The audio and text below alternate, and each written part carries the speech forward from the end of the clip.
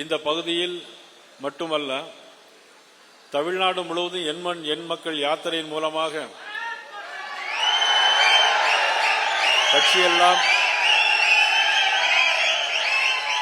கட்சியை பட்டி தொட்டியெல்லாம் எடுத்துச் செல்கின்ற அன்புக்குற சகோதரர் அண்ணாமலை அவர்களுக்கும் எனது வணக்கத்தை நான் தெரிவித்துள்ளேன்.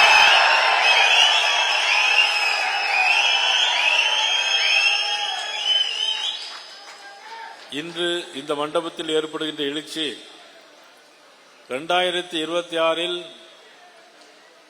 நமது பாரதிய ஜனதா கட்சியோடு அனைத்து இந்திய அண்ணா திராவிட முன்னேற்ற கழகத்தோடும் இன்னும் வர இருக்கின்ற தோழமை கட்சிகளோடும் நாம் எவ்வாறு இந்த எழுச்சியை இன்னும் 100 மடங்கு அதிகமாகி காட்டி நாம் வெற்றி பெற செய்ய வேண்டியது நாம் ஒவ்வொருவருடைய கடமை. ஜெய் ஸ்ரீராம், ஜெய் ஜெய் ஸ்ரீராம் சொல்லுங்க. ஜெய் ஸ்ரீராம். இதே உணர்வுகள் ஒட்டுமொத்த குரலாக 2026 நம்ம இருக்க வேண்டும். எப்படி இருக்க வேண்டும்? ஒரு கட்டுப்பாடு, அகில இந்திய தலைமை என்ன முடிவெடுக்கிறது என்பதெல்லாம் நாம் ஒரு கட்டுப்பாடோடு இருக்க வேண்டும். நீங்கள் இன்னும் ஆரோக்கியத்தோடு இருக்க வேண்டும். எதற்காக என்றால் தேர்தலில் நல்ல கடுமையாக உழைக்க வேண்டும். அதற்காக இன்னும் ஒரு கட்டுப்பாடோடு இருக்க வேண்டும். நமக்கெல்லாம் இப்போ பேஸ்புக், ட்விட்டர் எல்லாமே இருக்கு. பேஸ்புக்கில் பார்த்தீங்கன்னா ஒரு மீன்ஸ் போட்டால் இன்னொரு மீன்ஸ் வந்துகிட்டே இருக்கு. சட்டமன்றத்தில் முதலமைச்சர் ஒன்று பேசினார் அப்படின்னாக்கே அதை பற்றி இன்னும் ஒரு மீன்ஸ் போட்டுக்கிட்டு இருக்கிறாங்க. அது என்ன மீன்ஸ் உங்களுக்கு எல்லாம் தெரியும்.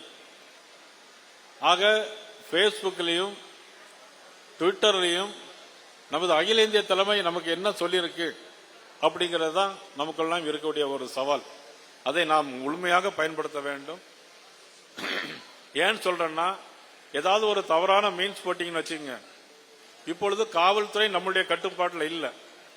இன்னைக்கு திமுகவுடைய கட்டுப்பாட்டில் காவல்துறை இருக்கிறது. உடனடியாக யார் என்ன சொன்னாலும் உடனடியாக அரெஸ்ட் பண்ணணுங்கிற மாதிரி சொல்லியிருக்கிறாங்க. அதனால தான் நாம் தேர்தல் வரைக்கும் ஒரு முழு கட்டுப்பாடோடு இருக்கணும்னு சொல்றேன். பேஸ்புக், ட்விட்டரில் பயன்படுத்துகிற நம்ம தோழர்கள் மிகவும் எச்சரிக்கையான முறையில் பயன்படுத்த வேண்டும். இன்றைக்கு அண்ணன் கேபிஆர் அவர்களோடு எல்லோரும் மாவட்ட தலைவரும் சேர்ந்து இன்னைக்கு வேல் கொடுத்திருக்கிறாங்க. அதுவும் வேலையும் பத்திரமா, ஏன்னா மற்ற நேரத்தில் வேலை கொடுத்தா தூர போட்டுருவாங்க. நமது கேபிஆர் ரொம்ப விவரமான ஆள். பாத்தீங்களா, ஒரு போட்டோ ஃப்ரேம்லயே அதை ஒட்டி வீட்டில் போய் பத்திரமா வைக்கணுங்கிறதுக்காக வேண்டி கொடுத்து வச்சிருக்காரு.